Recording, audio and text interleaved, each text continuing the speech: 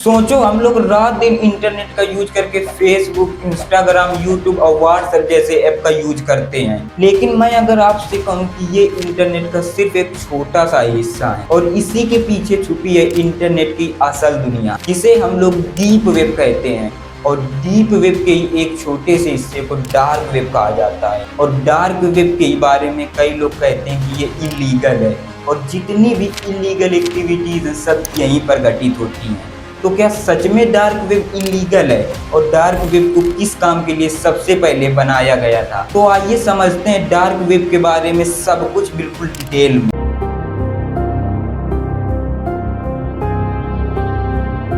तो इंटरनेट को समझने से पहले हम उसके स्ट्रक्चर के बारे में समझते हैं, क्योंकि बिंग और गूगल का यूज करके हम जितनी भी वेबसाइटें एक्सेस कर लेते हैं, अब वो चाहे न्यूज वेबसाइट हो, विकिपीडिया हो या यूट्यूब, उन सबको सरफेस वेब कहा जाता है। और सरफेस वेब इंटरनेट का सिर्फ 5% हिस्सा है और इसका जो सबसे बड़ा हिस्सा है वो है डीप वेब। और डीप वेब के ही एक छोटे से हिस्से को कहा जाता है डार्क वेब।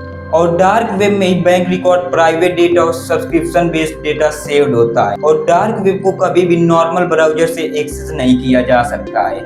इसको एक्सेस करने के लिए टॉर ब्राउजर का यूज किया जाता है। टॉर ब्राउजर का मतलब होता है द अनियन रूटर, जिसमें इंक्रिप्टेड डेटा लेयर्स के फॉर्म में सेव होता है, वैसे ही बिल्कुल जैसे प्याज की लेयर्स होती हैं, इसीलिए इसको द अनियन रूटर नाम दिया गया है। और डार्क वेब के ओरिजिन के बारे में अक्सर लोग ये भी सोचते हैं कि इसको हैकर्स ने बनाया होगा, लेकिन द अनियन रूटिंग टेक्नोलॉजी को 1990 में यूएस मिलिट्री रिसर्च द्वारा बनाया गया था, जिसे यूएस नेवल रिसर्च लाइब्रेरी ने मिलिट्री और इंटेलिजेंस के सीक्रेट और कम्युनिकेशन को सिक्योर करने के लिए बनाया था। लेकिन फिर 2002 में इसी टेक्नोलॉजी पर टॉर नेटवर्क लॉन्च किया गया, जिसका सीधा सा मतलब था कि गवर्नमेंट एजेंसीज, जर्नलिस्ट और रिसर्चर्स को एक सिक्योर प्लेटफॉर्म मिल सके। जिससे सीधा सा मतलब यही निकलता है कि डार्क वेब एक साइंटिफिक और सिक्योरिटी इन्वेंशन था, ना कि क्राइम का अड्डा।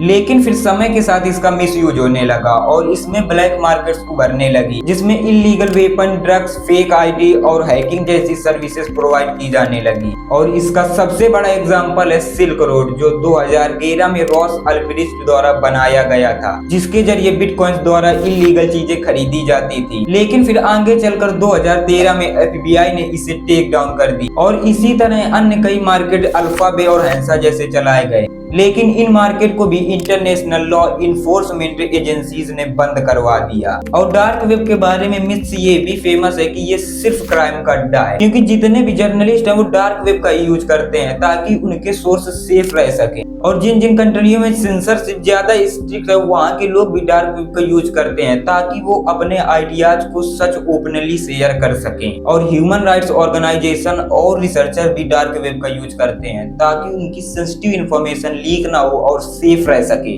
तो डार्क वेब का मतलब ये है कि ये दो धारी तलवार है, एक तरफ ये इलीगल अड्डा भी है और दूसरी तरफ प्राइवेसी का सिंबल भी। लेकिन यहाँ पे एक पॉइंट ये भी समझना जरूरी है कि डार्क वेब कोई सेफ प्लेस नहीं है, क्योंकि यहाँ पे स्कैम बिल्कुल आम है और लोग इसके चक्कर में फंस जाते हैं। इसीलिए बिना नॉलेज के डार्क वेब को एक्सप्लोर करने की गलती बिल्कुल मत करना। तो दोस्तों यही थी डार्क वेब के बारे में कुछ जानकारी। अगर मुझसे कोई गलती हुई हो इस वीडियो में और अगर वीडियो अच्छा लगा हो आपको तो कमेंट में जरूर बताना। और ऐसी इंफॉर्मेटिव वीडियोज के लिए हमारे साथ जुड़े and see you in the next video.